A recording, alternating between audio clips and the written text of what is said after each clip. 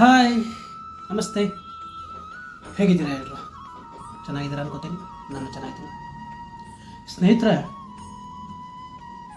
ನನ್ನ ಫಾಲ್ಸ್ 498 ಬಗ್ಗೆ ನಿಮಗೆ ಮಾಹಿತಿ ಕೊಡ್ತಾ ಇದ್ದ ವಿಷಯಕ್ಕೆ ಬರ್ತೀನಿ.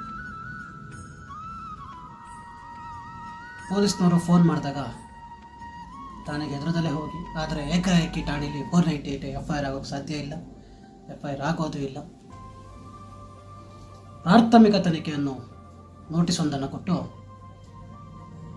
ಠಾಣೆ LTP ಅಂತ ದಾಖಲಿಸ್ಕೊಂಡು ಪ್ರಾಥಮಿಕ ತನಿಖೆ ನೋಟಿಸ್ ಕೊಡ್ತಾರೆ.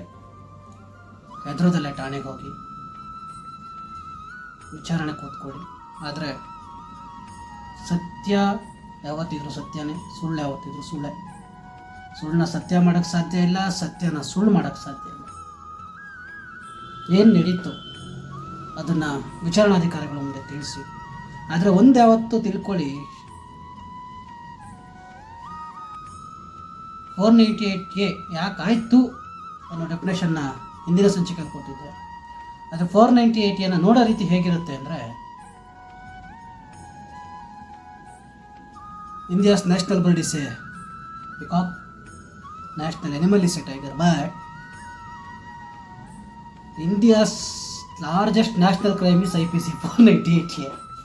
ನಿಮ್ಮ ನೋಡೋ ರೀತಿನೇ ಆ ಥರ ಇರುತ್ತೆ. ಯಾಕೆಂದರೆ ನಿಮ್ಮಷ್ಟು ಕ್ರಿಮಿನಲ್ ಕೆಲಸ ಯಾರು ಮಾಡೇ ಇಲ್ವೇನೋ, ದೊಡ್ಡ ಕ್ರಿಮಿನಲ್ ಏನೋ ಅನ್ನೋ ರೀತಿಲಿ ನೋಡ್ತಾರೆ. ಅವ್ರು ನೋಡ್ಕೊಳ್ಳಿ. ಯಾಕಂದರೆ ಸ್ಟೇಷನಲ್ಲಿ FIR ಆದ ತಕ್ಷಣ ನೀವು ಅಪರಾಧಿ ಅಲ್ಲ, ಮೊದಲು ತಿಳ್ಕೊಳ್ಳಿ. ಎಲ್ಲರೂ ಗಾಬರಿ ಆಗೋದಿದೆ. ತಾವು ಆರೋಪಿ ಆಗಿರ್ತೀರ ಹೊರತು ಅಪರಾಧಿ ಅಲ್ಲ.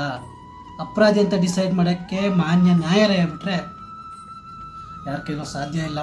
ವಿಚಾರಣೆ ಎದುರಿಸಿ ಕೌನ್ಸಿಲಿಂಗ್ ಕಳಿಸ್ತಾರೆ, ಕೌನ್ಸಿಲಿಂಗ್ ಹೋಗಿ. ಆದರೆ ತಿಳ್ಕೊಳ್ಳಿ, ಈ ದೂರುದಾರರು ಏನಿರ್ತಾರೆ ನಿಮ್ಮ,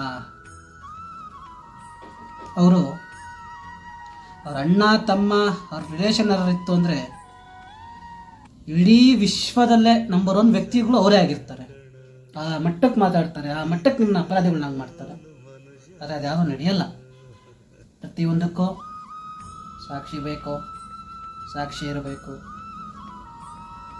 ತಾವುಗಳು ಎದುರದಲ್ಲೇ ನೆಮ್ಮದಿಯಾಗಿರಲಿ. ಇದು ಯಾವುದು ನ್ಯಾಷನಲ್ ಕ್ರೈಮ್ ಅಲ್ಲ, ಆದರೆ ಜನಗಳನ್ನ ಮಾಡಿದ್ದಾರೆ ಇದನ್ನು. ಇಂಡಿಯಾಸ್ ಲಾರ್ಜೆಸ್ಟ್ ನ್ಯಾಷನಲ್ ಕ್ರೈಮ್ ಅಂತ.